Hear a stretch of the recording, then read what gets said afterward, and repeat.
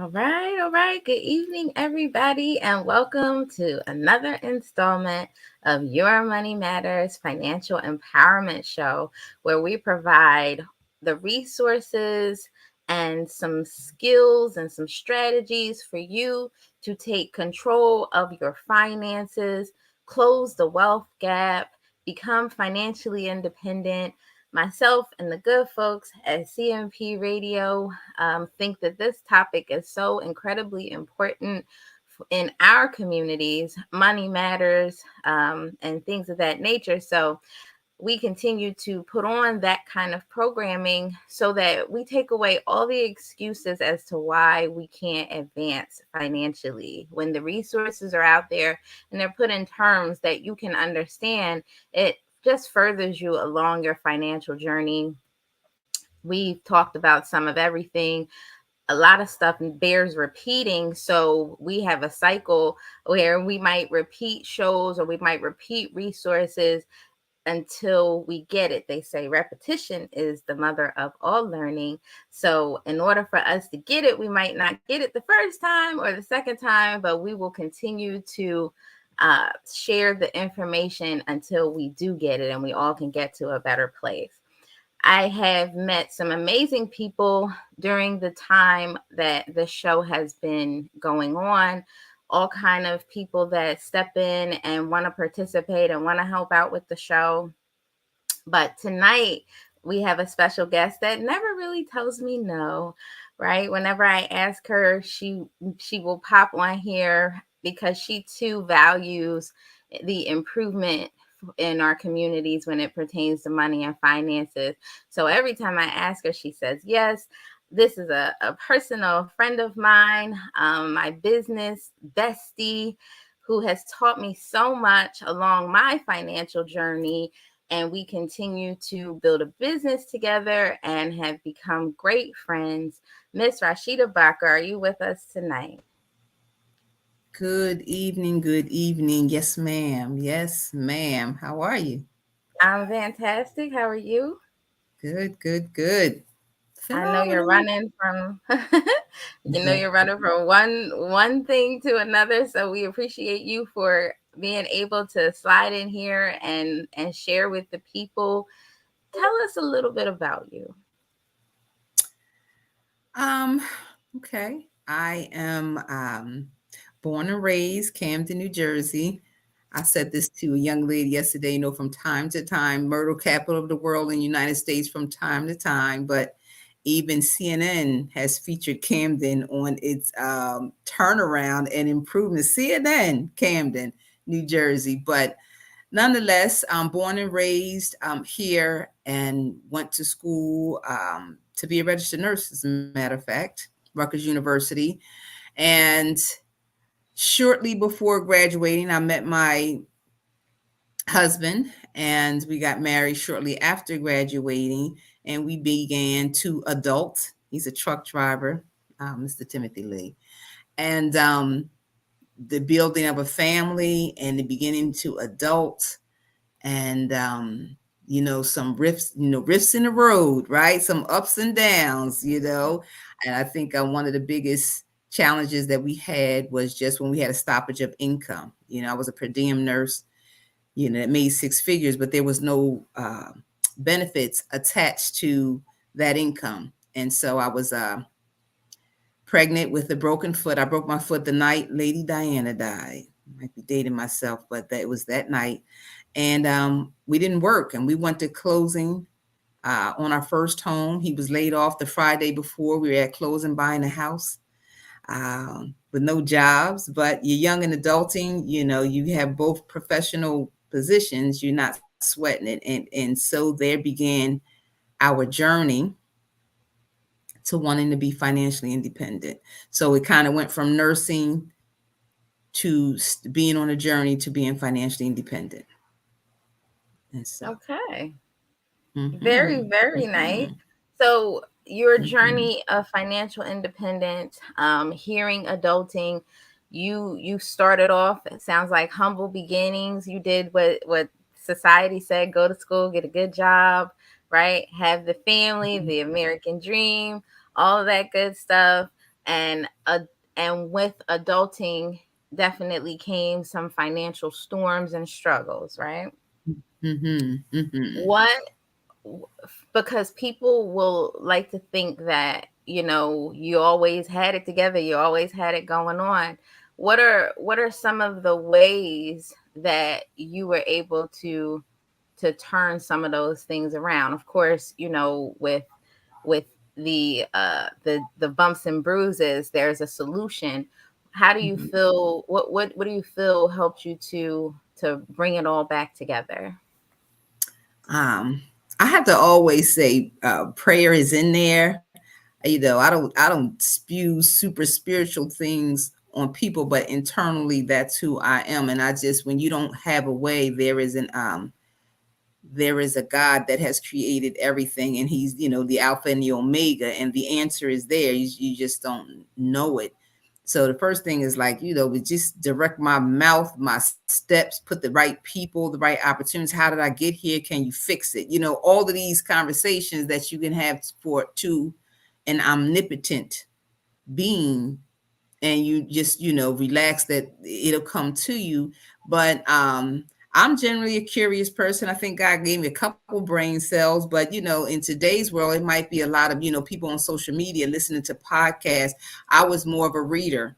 Heard conversations. I migrated to a particular group, and I just wanted to pick up information. How do you do that? Well, you're doing that. Where'd you get that from?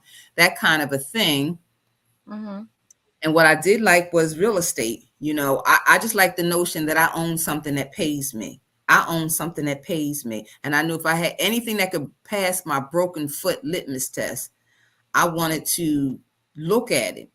And so real estate was that deal. I liked real estate. I was the HGTV. I love to take a broken down home and make it beautiful. And I was like, I would love to do that and put a family in there and receive income every month. Just the notion of that. And so I went to a real estate investment club that was at a local YMCA, Mm-hmm. and it was only two brown people in a room. And so on a break, we migrated to one another. And she asked me why was I interested in real estate, and I told her the broken foot story, and I told her that I wanted to.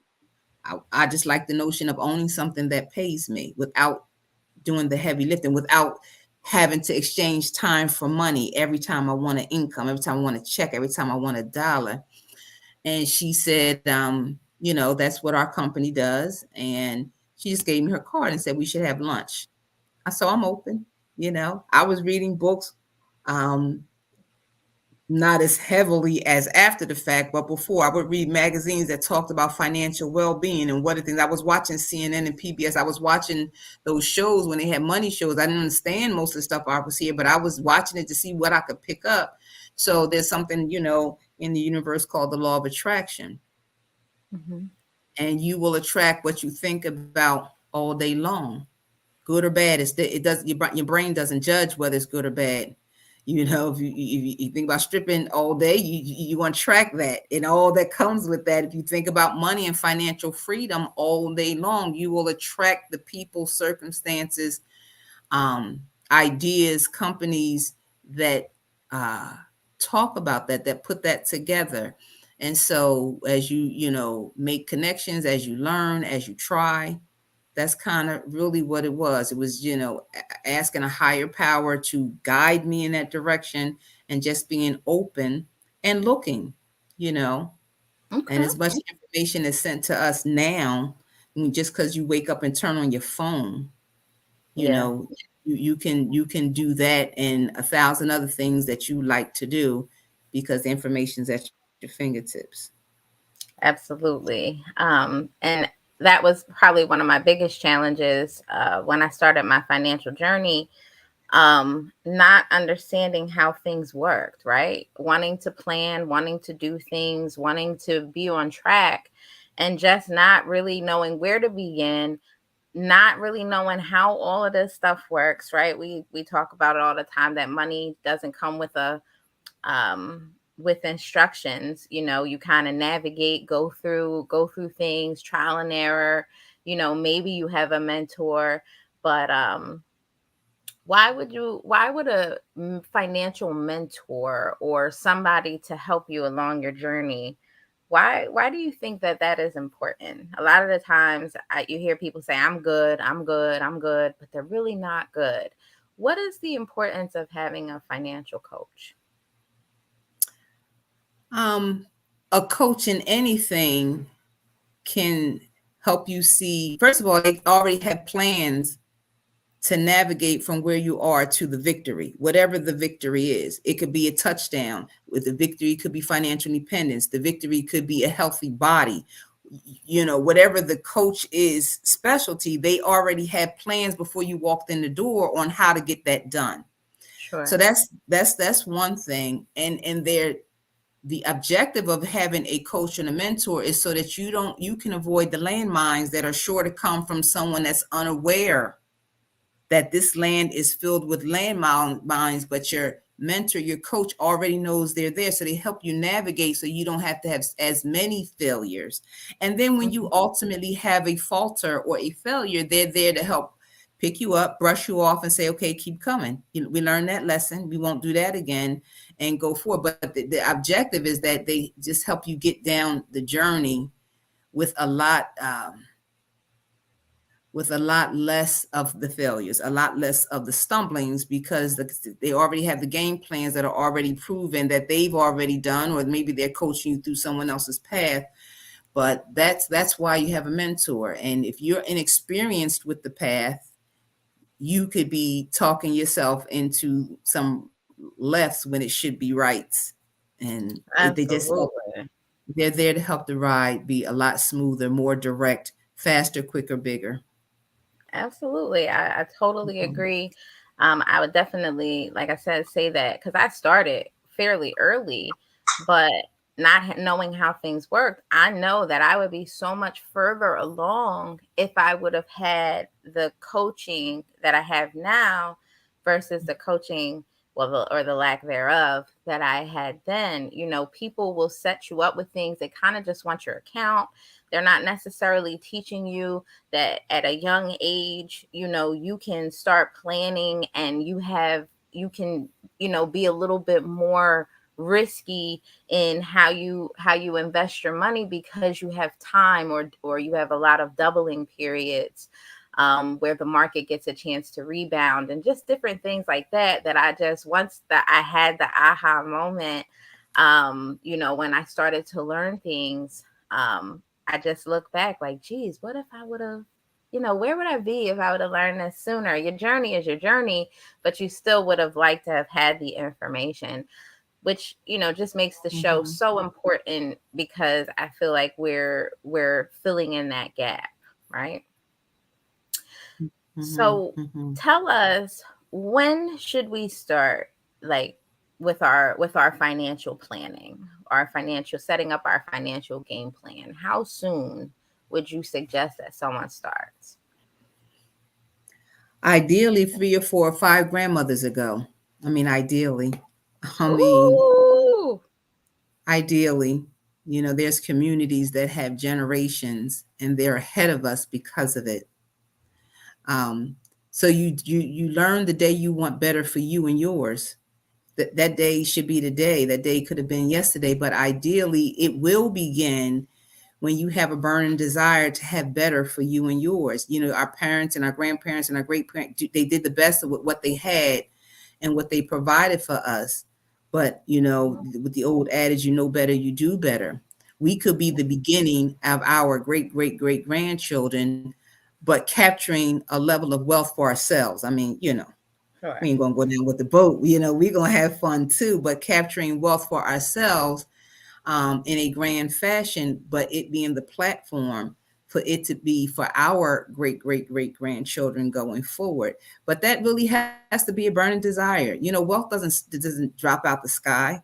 No, There are sacrifices when everybody else got the GG belt and the red bottoms and they driving a $100,000, $70,000 whip or whatever, and you know the big house and things like that and the vacations and so forth, and you have the money, you want to enjoy it. People say, I want to live for the day. I don't know if I'm gonna be here tomorrow. That's not the mentality of wealthy people. no. And those are the things that you learn. I'm not knocking people who think that way, but when you start to read books when you start to listen to podcasts, when you start to just hear the mentality and the thinking. I don't ever say you do anything to violate your principles. I don't say anything you violate your morals, none of that. But when you start to hear principles on how a lot of books will tell you this is how wealthy people think about a topic, a thing, and this is how middle income America will think about a thing, and this is how poor people think. I've read those books, and I'll cross my fingers I wasn't in the poor category, but if I was, okay, let me see, how does the middle class respond, and is that really where I want to land? I want to land the wealthy. How do they respond? Wow, I would never have seen it that way. He said you could put a loser in a winning circumstance, and they're going to figure out how to lose and muff it up every time. But you could put a winner in a losing circumstance. They're going to figure out how to win every time because it's the way they think. It's mentality.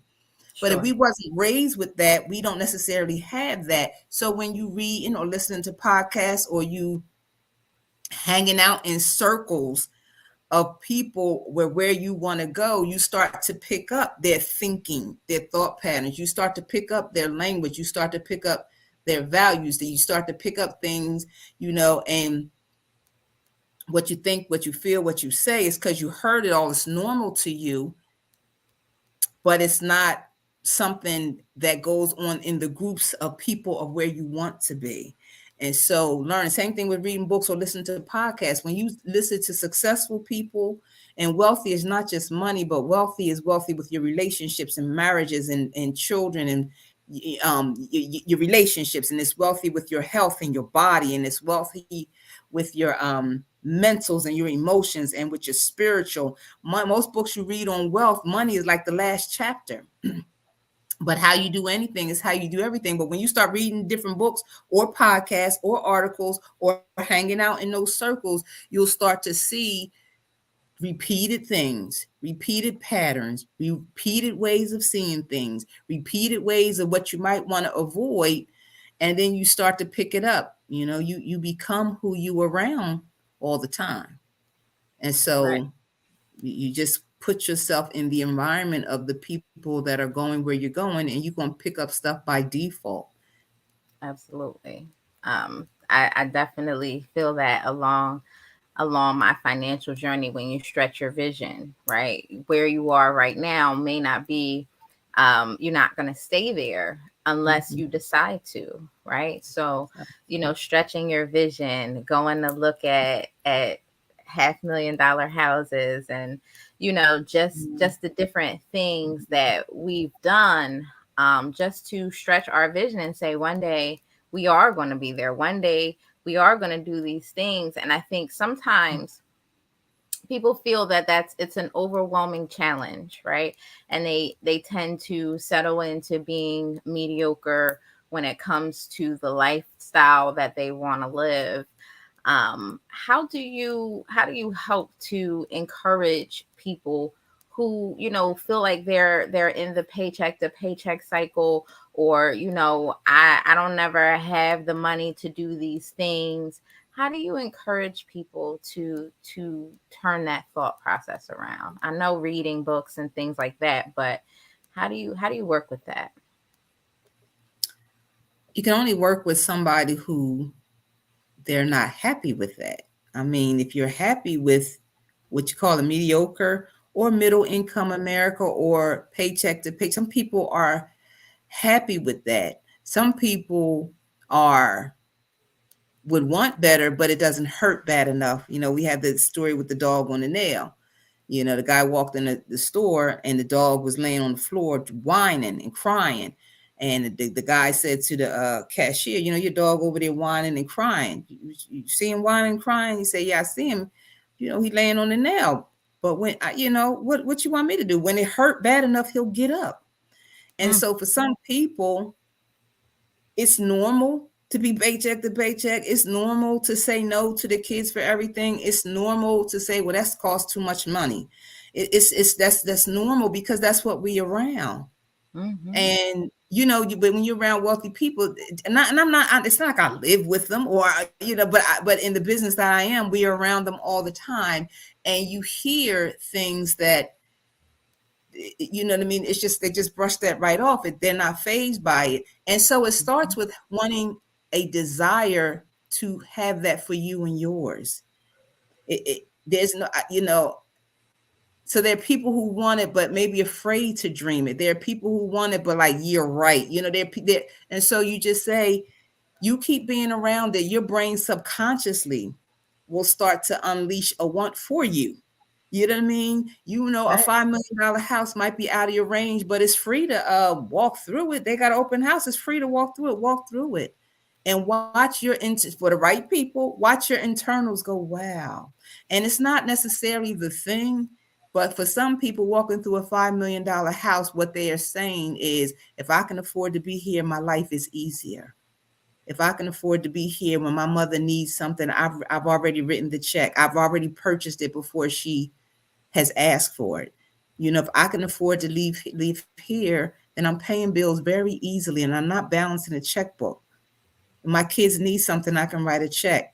If I need to check out, zone out, and be on the beach somewhere, is get myself together, I'm just getting on a plane. If I can afford to live here, it really represents maybe a little peace of mind, options and Mhm. choices, not necessarily money, money, money.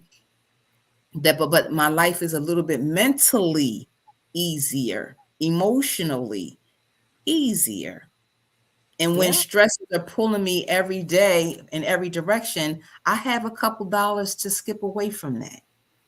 And, I have a Mhm. couple dollars to make somebody else's life beautiful and what that feels like. So if you have someone who's not in that circumstance but wants it, that is probably 90% of the battle, because you will be attracted to all the things, people, and opportunity that lead in that direction. And you just keep exposing yourself to it. You're going to know what to do to get there. Absolutely. Well, that is definitely, so I think, the most important thing, because you have to start somewhere, and Mhm. asking, you can't assume that people are uncomfortable enough to want to make some changes.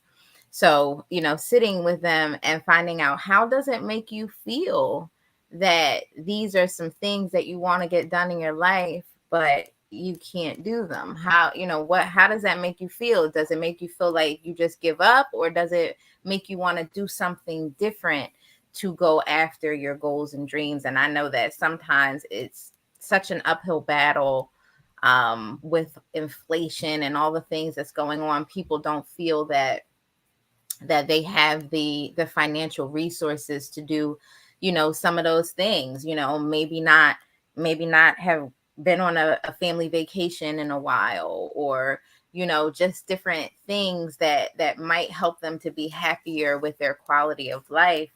I think that that's so key.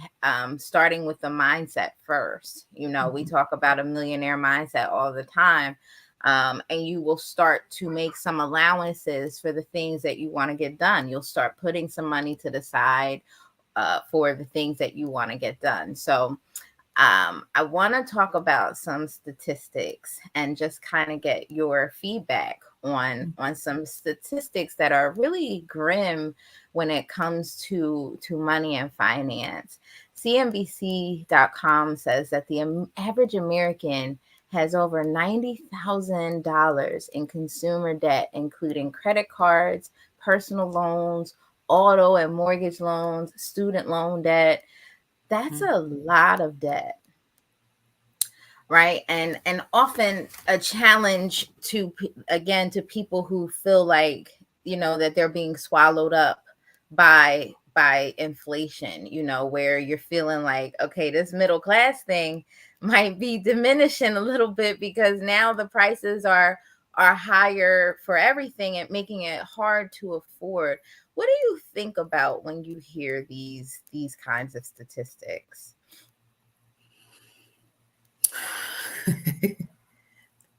All right, I'm gonna keep my comments, palatable.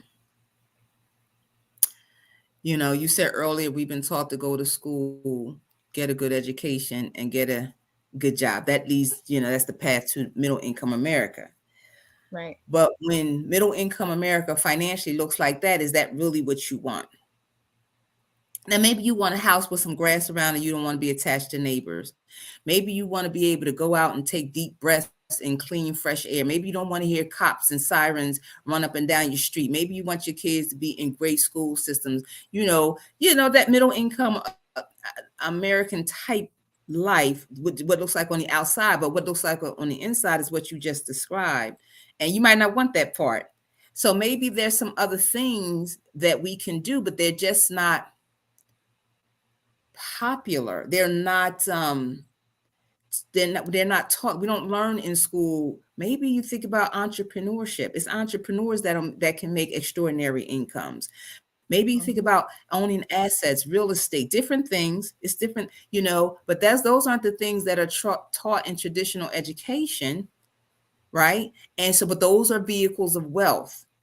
And see, when I talk about wealth, I really just mean big financial security, financial independence. You own your source of income and it's growing, growing, growing, where you have a rechargeable bank account with money you can't spend every 30 days. And here you come again, another 30 days, the next 30 days, that kind of um, wealth, that kind. And I'm calling it wealth because it's in a passive manner, not that you actively are out chasing. If you have to exchange your time and body's physical energy and doing to get it, then you might be a high income earner, but that's not wealth. You are Mhm. as broke as the person who makes a little bit of money, but they still have to exchange time for money, because the moment you get cut down by whatever, the money stops. And that can be a doctor, that can be the surgeon, that can be the door, unless they're taking their money and buying assets that pay them. Then when we actively, and so that's just a concept that I said we had to get. Now it's hard when you've been taught since 3, 4, 5 grandmothers ago that is what you should. We chasing the bag. We want the highest income. We want to make this money. We want to, and that to us is wealth. It's not wealth. It's a high income. Ask all the people that go to Hollywood, they can't act right now. Ask all the people that Mhm. bounce a basketball or throw a football and they get an injury and it's snapped. Ask all of Mhm. those people, when the money stops, when the high income, if we haven't taken that money and bought some things that makes money for us. And that's the same if you make 30,000 a year or 30,000 a month. It's the same philosophy. When it cuts off, we just as broke. We all broke in the same boat. So these are just concepts that you only learn when you around wealth, when you read wealth, and so as much as it is breaking a cycle that you've seen in your psychology for the last 300-400 years of your ancestry, and right now, you know what I mean? I got a good job. I got a good title. I work for a Fortune 500. I'm gonna go back and get my master's. I'm in my PhD program, because that is what success is hot in this country. And I'm not That's how knocking it's it. measured. And I'm not knocking that, but it's just at the end of it, wealthy people, wealth to them is how much you got, how much you got. And then you subtract everybody you owe. That's wealth. What you got, what do you own, and subtract everybody you owe. And the more degrees you hop on there, add another 50,000 to 100,000 in the whole. So why Mhm. society says, and it props us up with these degrees and titles, wealthy people, they pull back the curtain and say, well, what you got? And if Yeah. I only got 100 but I owe 350, Mm. that's the degrees. Now add on what you say, $500,000 house. Yep. Now add on my kids 200,000, 300,000, and my credit cards to the vacations, the Bahamas, the Gigi belts, the red bottom. Keep adding that on. What you got? It keeps being negative and negative and negative. Mhm. And in the amendment, when they freed the slaves, they say one way to keep them enslaved is to make sure that debt stay on them. Oh, I ain't gonna get on my Black Power soapbox. I'm not even gonna go there. We do not have time tonight, and I'm hungry. Dinner's calling me soon. But I'm just saying, can you imagine a society that says, go get all this debt? And I'm not knocking the education. I just don't like the system where it enslaves us in hundreds of thousands of dollars worth of debt. And that's not what you make when you come out and you're the Mm-mm. upper crust of community. Mm-hmm. And it is 100% designed to make your net worth go backwards. They don't need chains and whips anymore. No, they don't. They say student loan debt is the new slavery, right? Where you get shackled down if you don't pay them, they go on in your checking account, getting the money out, and all of that stuff. And I know that this was a well orchestrated plan. When slavery ended, and I know we try not to go there, but when slavery ended, it was like, okay, we still have to find a way to get this stuff done, and this whole corporate America thing came about where we give them a livable wage, but we don't help them to advance or get ahead. We equate the getting ahead with going and accumulating more student loan debt. I've heard that so many more times when you go get the student loan debt to go make a job that might pay you $10,000 or $20,000 more, but you've racked up another 90,000 in student loan debt. So Mhm. it's just a crazy cycle. And those are some things that I've even shared with my children. It may not be college for you, and they're big on it. Like, I don't want to have the debt, because it really can stop you from doing a lot of things. So I loved Right. your stance on It's that. ways around it. It's ways around. I don't knock education. I don't knock the degrees or the titles. You know, I just know that corporate America's design. You give them some time, they'll give you some money, and and for a lot of people, it's not enough money for all their goals and dreams. And there's No. so many other pathways to getting that may include a career, but it includes some other things on top of that.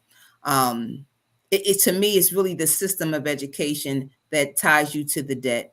That's my only problem with it. It's the system of the that ties you to the debt.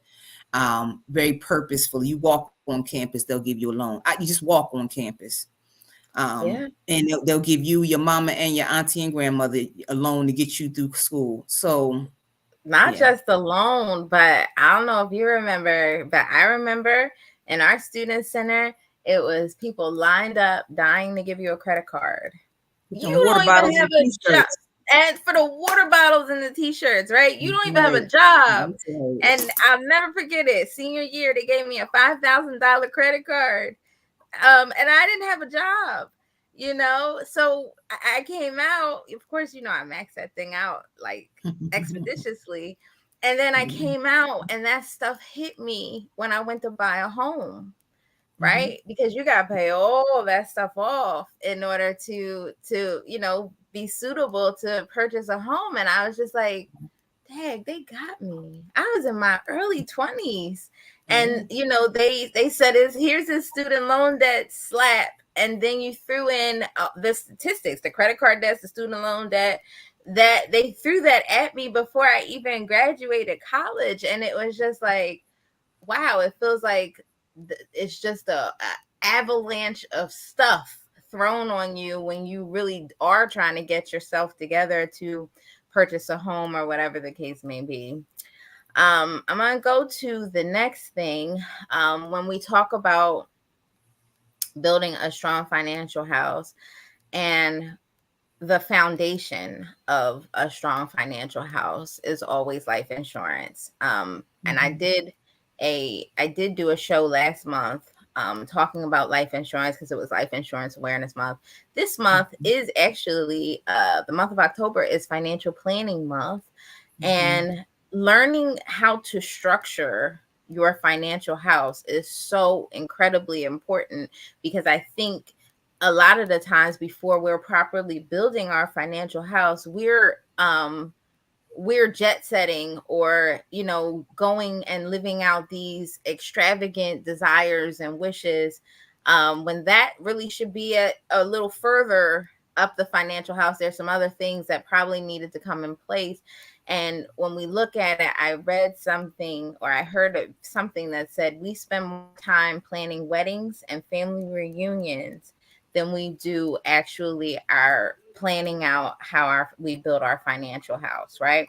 So with life insurance, we say that is the foundation, because if God forbid something happens while you're building it, your family has an instant estate. And the statistic that I saw says nearly half of Americans, half, have had no life insurance coverage. And this is a statistic from 2021.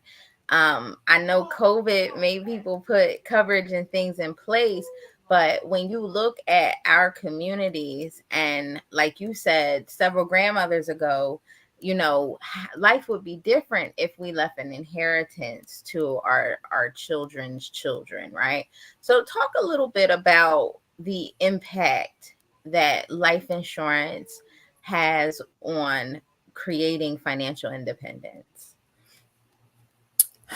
So it's a tool um, that people use to instantly create an estate that obviously goes to the next generation upon death. I mean that's when life insurance is activated. If I Mhm. wasn't in financial services, I didn't know that before being in financial services. And I would call myself responsible as a wife, as a parent. I would call myself responsible. My mother, you hear this. My mom and them got life insurance. My mom and them got life insurance on me. So you Right, think, okay, you know, I couldn't. If you had asked me before I came to this company or got in this industry, sure, it's a good thing. She got it, and I didn't think any shame to it, and I didn't think that I needed to go get it. But here I am, married, and we had two children, and we bought the house, and somebody knocked on the door, and I'm assuming he must have stayed at the courthouse and went to everybody that got a mortgage just got filed. And that was the way he marketed. I'm gonna go to their house. Oh, you a new home buyer? Congratulations! Anybody ever talk to you about life insurance? Now that's that sounds exactly what they did to responsible. me. That's what happened to me too. And so I'm Mhm. responsible. I let him in, stranger, let him in.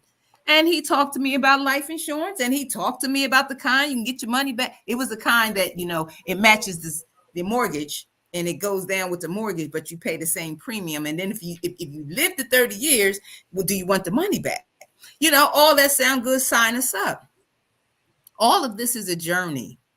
And it really is when you start to learn to understand that there's a better way to do it. There's a better way to do it. But the better way today, do that. It's not going to be perfect. It's not going to be a road without twists and turns, but because you're on the journey, you're going to find more direct routes. So it was the wrong kind, but we had it outside of my mom and them, right? Right, And right. pay off the house. Good. So I'm having to meet the house stays, and that makes sense. I'm not thinking about anything else, burial, leaving money. I'm not that. It wasn't brought to my awareness. Again, Hmm. the mentorship and the coaching, like you talked about, Friday, wasn't brought to my awareness. So I thought it was a good thing. Then I learned better.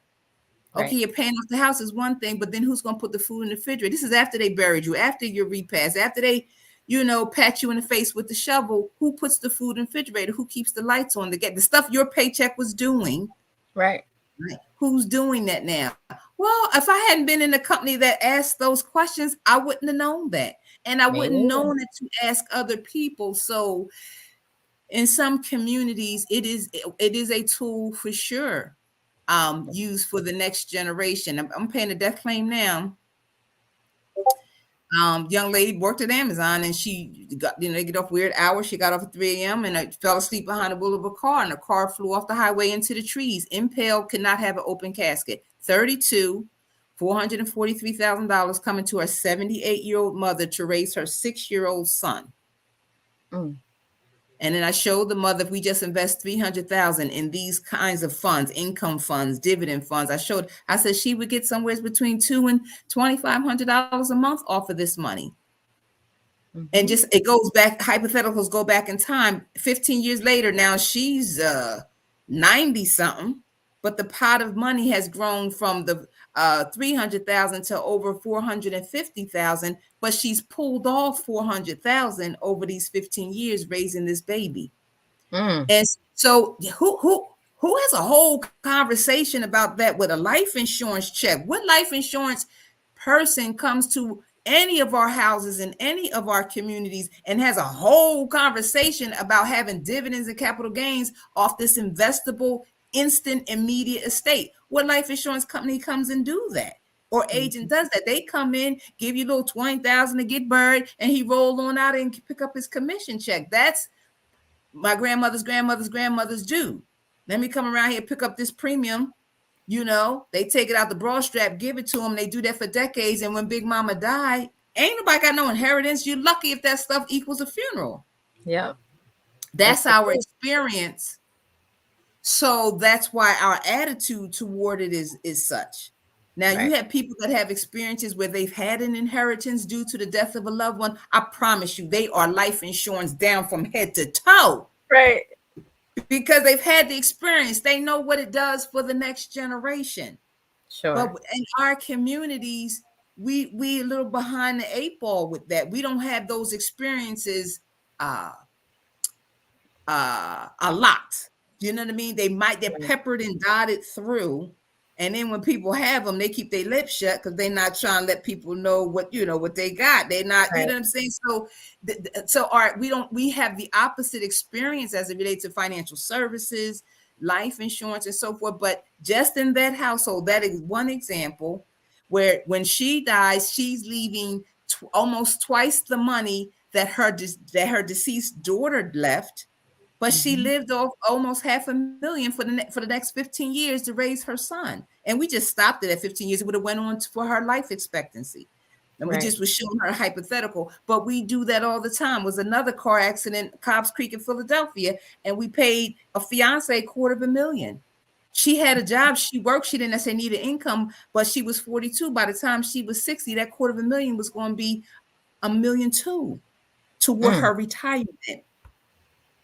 And this Mhm. is kind of stuff we do all day, every day. But if who's coming to all of our homes, workplaces, churches, family reunions, barbecues, Mhm. barbershops, hair salons, nail salons, all the places we gather in community and having these kind of talks. And even when we do, people still, our community, we still got to learn to trust.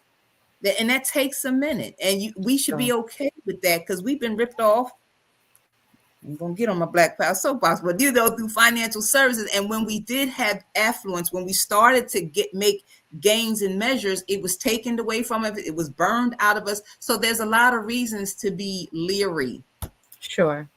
So that it takes a minute. It takes a minute, and we need to have grace with each other. We need to have grace in our community. We've been through a lot Mhm. since being on them ships in the transatlantic. We've been through a lot from a mental warfare, psychological warfare against each other, Mm.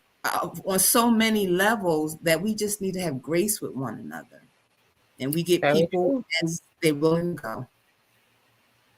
Absolutely. The open mind is so key to developing the mindset needed to implement some of these tools and strategies. Let's talk about saving, right? Excuse me. Because we know that the next layer of building a strong financial house is having some money laying around, right? Whether it's an emergency account, whether it's retirement planning, short-term goals and savings, or long-term goals and savings. Another statistic from bankrate.com says almost 4 in 10 Americans would have difficulty finding $1,000 for an emergency. What does that mean when a pandemic hits? What does that mean when you need cash on hand?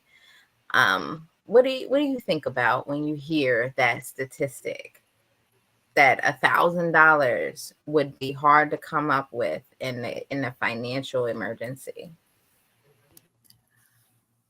Been there, been there, done that. And when you have a disgust for the feeling of being there, when you want to zig and you can't because your money zagged, when you know And so you instinctively say, I need to make some, I don't like this feeling. When I want to make a move, I want to be able to put my hands, so I can't spend every dollar. And maybe I need to pay off this debt aggressively, but while I'm paying off, I got to put a couple dollars aside, because I don't want no noose around my neck. When, you know what I mean? I make okay money, but I owe all these people. So if I can get that down and or get my income up, that is another thing you said the other, a few minutes ago. I can't do all these luxury things when I got to put these. Or you can make some more money and do both, but what have you? Mm-hmm. Um, Yeah, so it doesn't. No one likes that. No one No. likes that when they don't. But nobody want to have to go to their mother and ask for money. They don't want to go and have to ask and borrow it from a friend. Nobody wants to go to payday loans. Nobody wants to go borrow it from anybody. And you want it. It feels good. I mean, you don't want to spend your money when you saving and building, but it feels good that it's there when you have to spend it.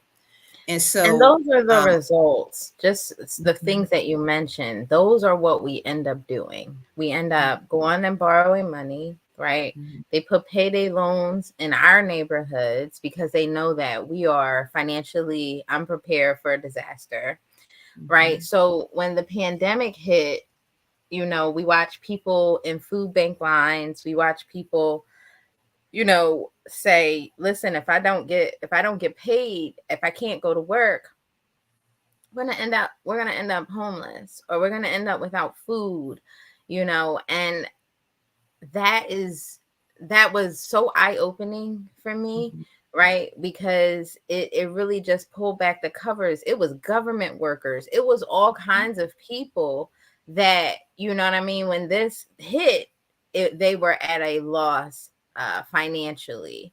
So, I heard you mhm. say raising your income.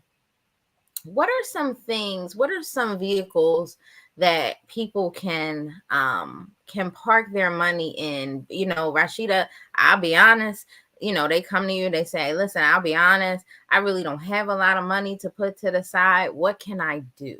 Because I've gotten that question a whole bunch of times. Like, I really am on a paycheck to paycheck cycle. What can I do?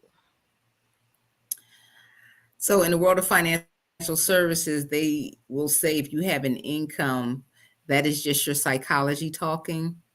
Because if we comb through every move you make from waking up to go to sleep every day, you spend disposable income. The average minimum amount is about $500 a month per family.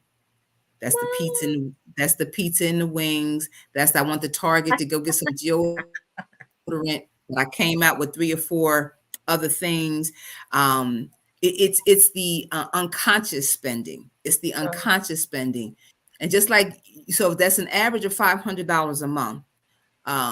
Then if you just allow the financial professional to open an account that grew real interest to beat inflation, and just put $25 a month, $50 a month, $100 a month. Now, if your house collapses because you missing the $25, you missing the $50, you missing the $100, then I believe you. You know how many people don't miss the money?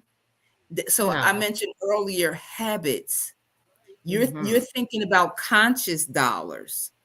And when I bring up the examples of where it's lost unconsciously, everybody be like, yeah, you right about that. You right about it. Right. So it's just allowing it to automatically. There's a book called The Automatic Millionaire. Automatically, because the brain that runs your finances today will probably not allow you to be financially independent. So just Mm. allow some things to go on automation and let it happen regularly. It doesn't have to be something that we know on average is 500. We're not saying take the 500 and do it, but we're saying, can you take 50 of it? Right. Because I mentioned earlier habits. All you have to do is establish the habit. We are a sum total of our choices or habits to date. So our finances are a sum total of our choices and habits to date. Our relationships, our health and body, all of that is a sum total of the choice and habits but don't take a big elephant and try to eat it. Just take a scoop and start a new habit that is palatable, very easy in life. Then you can build on top of that. And so that's just psychology saying, I don't have any money. And because you say it over and over again, it becomes your truth. Instead of saying, well, how can I? If you just ask your question, how can I? Soon as you want to say, I can't, soon as you want to say, I can't, if you just change it to, well, how can I? Your brain immediately starts to think consciously and subconsciously of ways to do it as opposed to not do it. You asked the question a few minutes ago, do you just give up? I never give people that choice. You know, if this is what you want, have you, what have you thought? What do you dream about on how to make it happen? What have you ever heard? I want them to brainstorm on what could, like, I know you don't know the answer, but if you knew the answer, what's the answer? I know you don't know the answer, but if you knew the answer, what's the answer? I want people to brainstorm the possibilities. I don't want them to relive and do you just give up, because you already do that. And what has it gotten us? So maybe Mm-hmm. you start to say, well, what would you do? I know you don't know what you would do, but if you knew what you would do, what would it be? I heard somebody say that and I laughed. And the funny thing is you start figuring some answers. I mean, you start Mm-hmm. saying some answers. You start brainstorming the possibilities. And that is where life opens up for us on that road. The psychology is thick. We read that too. It's just the way the brain operates, but the brain was conditioned to do that since childhood. Right. So again, if we want some different outcomes, we got to put some different things in our in our psyches, in our mentals. And it So may be true. strange and weird, but it might be sexy and fun. So embrace it. You know, even if you only dreaming through somebody else's, if you embrace it, and you will be it'd be crazy how you start to attract it, more of that toward you. Mm-hmm. We Mhm. use the word financial independence, right? But in lieu of, I've heard people say, financial literacy or financial freedom. Talk about what financial independence means to you. Like we're kind of taking the journey of how to get started, right? What is it that we can do? But financial independence is the ultimate goal. But what does financial independence mean to you? I used to, when that was first posed to me, I think I was right out of Rutgers. Maybe I was still in it, but in my head, I said if I had this was then. I said if I had $5,000 a week coming in, and it was passive, and at the time it was more in a real estate fashion, rent, properties that I own, income producing properties, rental properties. So if I had $5,000 a week, and I was in a room one time, his income is about 1 million, maybe 1,000,001 or so a year now, but it was a little less than that then. And he said, 4 weeks in a year. So the first week income I live off of. The second week's income got pay Uncle Sam. Third week's income I'm a save and invest for my future. And the fourth week's income is available for giving. So I said, Mm, okay, if I had $5,000 a week, I could live off of that. And then $5,000 a week, I pay Uncle Sam, 25% tax bracket, that's 20 grand a month. The third week, save and invest so I can build, millions of dollars toward the future. And then the fourth week was available for giving. My mother needs something. The masjid need a new roof. It's some war efforts going on around the world, and people are hungry, people are starving, people need clothing, people, tsunamis and earthquakes and mm, floods and wars all across the world. It'd be nice if I could just have an account on auto pay that sends $1,000 directly to sources to just ease suffering. It ain't about this mm, side or that side. People, wake up in the morning and wonder if the bomb's gonna blow them up. We don't live like that. But if I just had an account that just sent money to that, if I just had accounts that supported some specific schools in my area, that supported some houses of worship, that supported some places that feed the homeless, that mhm, supported some places which, children, homeless, children that are displaced, believe it that way, women that are abused, just stuff that, I be falling in love with the what's the singer name that be singing on them the animals? You know the animals commercial, or the That's animals I be singing. don't I would have don't an account just to send a couple don't. dollars to that. I mean, you just be like, oh, why they hurting them dogs like that? Oh my God. I mean, I'm talking to you like it's just us two, but you know what I mean. Just to have something that's on automated that would send money to things that you feel like you would just want to be a part of ending someone's misery and Yeah. suffering, Yeah. and you relate to it.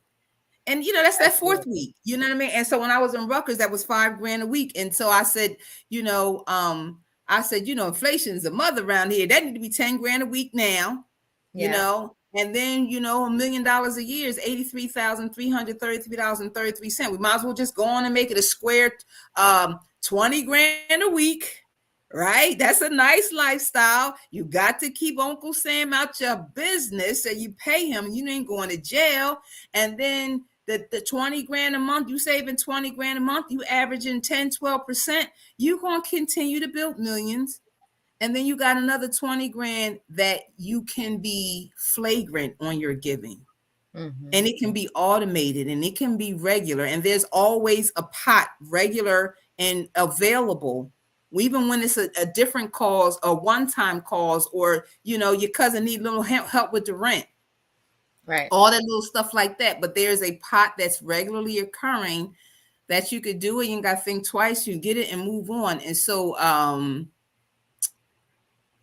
so that's financial independence to me. Something that I own. It could be some things that I own. It could be businesses. It will be businesses. It can be real estate. It will be real estate. Those are my one and two punches right there. But there's other things. I mean, there's people that own restaurants. I'm not being the cook and the chef in it. It has to work and do wonderfully without me being there physically. Anything that I do that generates money and I have to be there physically, that's not freedom to me. No. And I will do it until it gets to be freedom to me. But it has to be where I'm unattached to it. I own it. It functions. I got people that manage it. I look at the numbers. I manage the people at best, and it generates an income. But when he said it like that, it's 4 weeks in a year, and what each weeks of income's duty is. That's Mm-hmm. financial freedom to me. And believe it or not, I started saving $25 a month. That's all I had when she came to my house. I said, you could do a mutual fund for $25 a month. That's what I started. Mm-hmm. And that grew to having months where we put 10,000 a month. I didn't do that every month, but we did. We had good, big income months. Now we got months that, that from and savings that allow us to do the real estate thing even more so, and still growing a big business, still helping our teammates get in that position. But financial freedom for me, like for you, it starts where you are. It Mm-hmm. starts putting $25 a month. It starts to getting you some kind of life insurance plan so that if you drop dead, there's an instant estate of some sort coming to your family. So your worst day, your best day is their worst day. Then Mm-hmm. that's the shoulders, the financial shoulders that they stand on to grow from there. And then we definitely got to teach the next generation, because if we don't, they'll squander it. So you Yeah. got to teach it and structure, but you make it very sexy and very attractive for them, and then show them that they can have big living and big life while building it. Mm-hmm. And but that's financial independence, where there's way more money coming in every 30 days than I know what to do with. And before I figure it out, here it come again the next month. Mm-hmm. Goals. Rechargeable bank, Goals. rechargeable bank accounts. There's Absolutely. a lot in our community, in our society, in our future generations that need to be done. And so it's not like you want to be able to buy everything in the world, although that'll come as part of the territory. But it's Mm-hmm. just you want to have impact and legacy. Impact and legacy. Absolutely. Rashida, if I Mhm. wanted to get my mind right, because we are wrapping up, coming to a close of the show, where did the hour go? I don't even know. But if someone wanted to get started and they wanted to self-improve and really start focusing on their mindset, can you give them 3 books that they could get their hands on that would help them to start to prepare to get into a money mindset?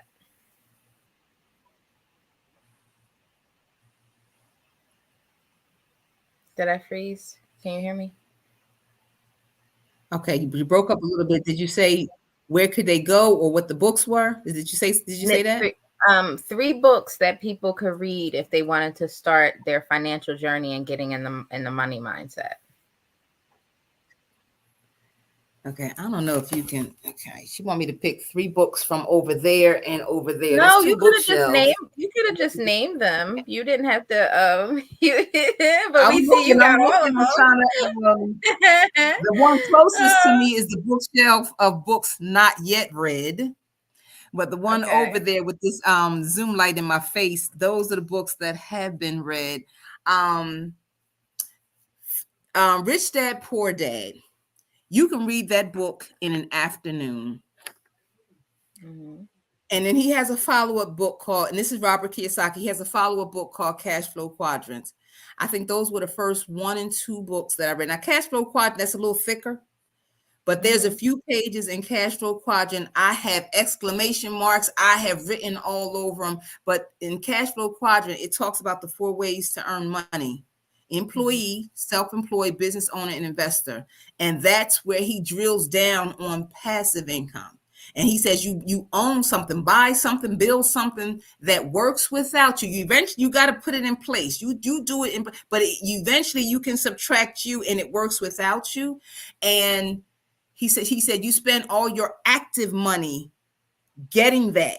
You spend your active money at your job and you buy your rental property. You spend your active money at your job and building your business that's going to eventually work without you. You take your active money, and he says but you don't take your active money. You don't buy the GG belts. You don't buy the red bottoms. You don't go traveling all over. You don't buy the top of the line car. You don't take your active money and do that. You take your active money and you buy something that pays you. You buy something that you're going to own that pays you. You fill in whatever you want it to be. His deal was real estate. My deal was real estate and building a business with the company that we building a business with.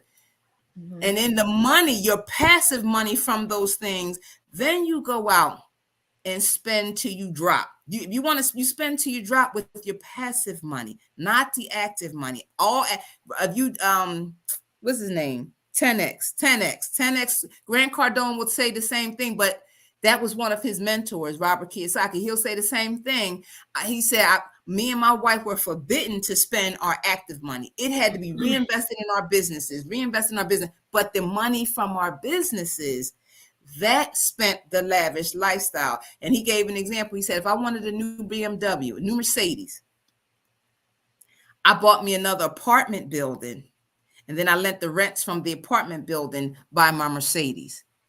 So Hmm. so it's a thing of not you need your active money to pay your bills and live, but outside of that, no splurging. Go buy you some stuff that's going to pay you. And then then when it starts to pay you, go have a big life with that. So Robert Kiyosaki's Rich Dad Poor Dad, the first part of that is what we talked about earlier, where he said my biological father was my poor dad, and he was the education. What's the title when you're over the whole board of education? His dad was that in Hawaii, and he Hmm. died broke. My rich dad was my best friend's father. He owned half of Hawaii, all this beachfront property, these businesses, real estate, and so forth. And I listened to money lessons from both of them.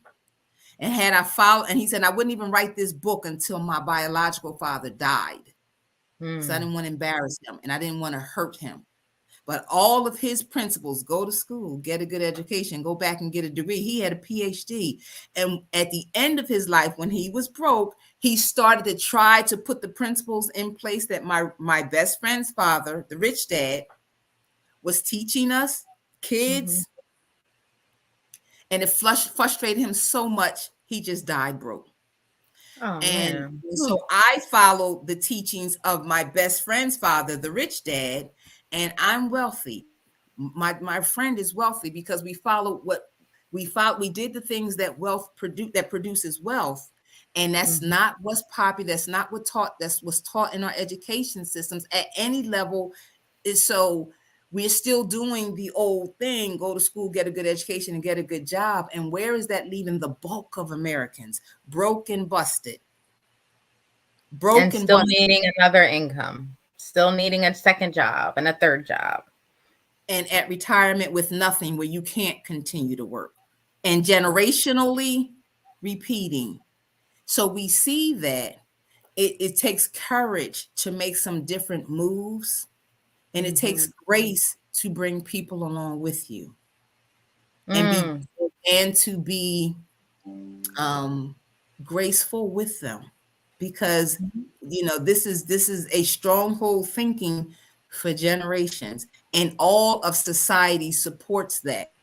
So Yeah. it's like swimming upstream with people. So you got to be graceful, and you just got to lead the way personally. Me, you, us. And then it's not just talking; it's just doing it, and fighting to put it in place, despite what society would say and have you believe is the way to go. So I would say some Rich Dad Poor Dad books on leadership and mentality, any of John Maxwell books, but on purpose. Miles Monroe. Miles Monroe says, "What makes your heart happy?" Over and over and over again. What are the things when you think about and dream about that makes your heart happy? That's probably a part of what you should be doing in your life. And he talks in very plain English. I can't stand the college word filled book. Oh my God, hurt my brain. These are all books that are easy reads. You can read them with your fifth grader. It read real easy reads. I don't need no encyclopedia PhDs. They talking to hear themselves talk, and I need a dictionary to even understand what this page is talking about. I don't I do think them. that's how we got in the rut. We're exposed to things and we don't understand how they work, Yeah, because they're I not don't put do in them. terms that we can understand. Absolutely. And this is the deal. I don't know how you do your books, but even if you order on Amazon, if you want to Barnes and Nobles, if you even audio books, like you're not a big reader, but you just listen. Oh, Mhm. Think and Grow Rich, Think and Grow Rich, a Black Man's Guide. Listen, we got books and titles, but this is the thing. Get one. Worthy is another book. Worthy. That's going to be on our book of the month coming up. But Mhm. so many people don't necessarily see. You know what I mean? I don't need all that. I don't need to be $1 million. Worthy is a book. Oh my God, get it. You That's are a worthy of. generational curse and a trauma right there where you don't even feel like you deserve it. That's another book, Worthy. When you get the book, you a badass at making money. How to raise your salary. And it's not even a book about money. OMG, how to raise your own salary. I think that's a Napoleon Hill book. How to raise. I thought it was a money book. He talked that book about 280 pages. He talked about money about page 275. That book is about character. Ain't that something? Yeah. How you gonna get It's the intangibles that shape how you do everything. How So you going to attract people? People got the money. How you going to attract the people to get the money and you not right? Oh, we got books, but when you start to order any of them on any platform, audio, Amazon, you walk into Barnes and Nobles, however way you do it. When you do it, it's gonna suggest more that people that read this book also read this book. Those are right. ways to work your way around without Mhm. me going through all these titles or whatever. But that just start with one. All you got to do is start with one, and then attraction. Remember, attraction. Others will come in that space. Fantastic. Well, we probably should have Mm-hmm. talked about the books earlier because I know that that's right up your alley, and we could have. You probably could have riddled off a whole bunch of things. We could have probably did a show just based off the books you read and the principles that you learned. But tell the people, Rashida, And how can they get a hold of you if they were to, because you know, like I said, it doesn't feel like it's been an hour, and we talk every day and the time goes by, but tell people how they could get a hold of you if they wanted to pick your brain for all of the knowledge that you have. How would they go about reaching you? I am at 85. Our office is 856-389-5067. 856-389-5067. My time and your time is extremely valuable. And so we won't just connect for you to pick my brain. We will connect for you to learn as we do. We're going to do something. We're going to do something. Knowledge is absolutely 100% useless if it's not implemented. All we do is sound real good, talking to a whole bunch of people. We sound good. If you're not implementing it, you're going to get scuffed up. You're going to get scratched. You're going to get frustrated. You're going to want to cuss people out. You want to fail and mess up and get mud on your face and all of that. But that's the work and the trail that'll make it very worth it when you position your family in a level up way that you could not even imagine, and the people that will come along with you. So 856-389-5067, but it won't be just a brain picking session. We're going to go do some things, and it'll be fun. Absolutely. It'll be fun. Beautiful, beautiful, beautiful. Well, we are going to wrap up. I cannot thank you enough for this oh so important conversation, because I think we dive into some of the meat and potatoes, but talking about the habits, talking about, you know, how the how-tos are so important for this audience. So we will wrap up. Thank you for coming on the show as usual and sharing so much wisdom and guidance with us. We certainly appreciate it. If you don't have a financial coach, this might be the time to get one. Don't just assume you're good. There are some things that a coach might see where you might have blind spots, and they can show you how to zig instead of zag. So we will wrap up, and I hope to see you not this week, but the following week. We are on a bi-weekly schedule at this point, but we hope that you will tune in. We hope that you will share this post on your social media platforms. Also, please join the Facebook group, Your Money Matters Financial Empowerment Show group, so you can stay abreast of topics that we discuss on the show, off the show, upcoming shows, and things like that. It is a movement and it's a community that is growing. So please tune in, and we bid you a good night. Thanks, Rashida. Good night. CMPradio.net. It's the station. Listen, man, let's cultivate together. Bring us all your show ideas. Content creators, we're looking for that. Videographers, we're looking for that. You can be a part of the next great big thing that takes place right here in Chesapeake.